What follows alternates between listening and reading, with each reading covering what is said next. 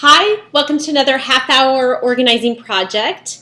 We are in week 3 and we are standing inside my kitchen, and I love my kitchen, but everything in my kitchen has a purpose, and that's what I want you to think about. We often use big parts of our home as a storage unit, and I tell all of my clients that your home is not a storage unit, and your kitchen drawers and your kitchen pantry, or however it's set up, is not a place to just store stuff because you have it. So what I want you to think about before we start getting into some projects in the kitchen is, what do I do in my kitchen? Obviously cook, but how often do I cook? How much do I cook? What kinds of things am I always using when I cook? What is it in my kitchen I never touch? Those are the questions I want you to be asking yourself as we go through each part of our kitchen. We're going to spend the next several weeks in the kitchen.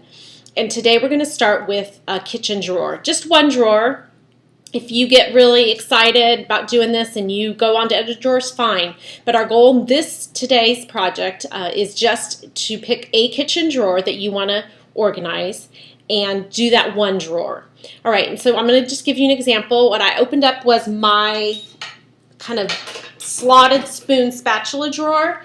And that also is my knife drawer, where I have a butcher block of knives, and I have about 9 knives, and I use all of them every week, some of them several times a day. But I don't have 6 sets of knives. I don't have 2 sets of knives. I have 1 set of knives I use all the time.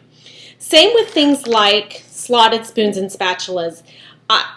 You probably have too many of these. Almost every kitchen I go into has too many of these sorts of things. You only need 1 to 3 at any given time for the average family. You don't need 7 of these. I've seen 7 in some client drawers before. You might need a slotted spoon and a solid spoon. That's all fine. But I have 2 of each because that's kind of what I use all the time, and they fit nicely in my drawer. That's one of the keys I want you to think about in this half-hour project. Whatever drawer you pick, is everything you put back in it should be something that you're using. It should be something that works really well, not just sort of like if it's a bad potato peeler, get a new potato peeler, throw the old one out. But that everything you put back in the drawer needs to fit well in the drawer. So when I open a drawer, I shouldn't have to dig around in it. It shouldn't be so stuffed full it's hard to open and close. Everything in your kitchen drawer that you start to tackle, what you decide to keep, should be purposeful and fit well into that drawer. Okay, so mine is a knife drawer, and it's a slotted spoon spatula drawer.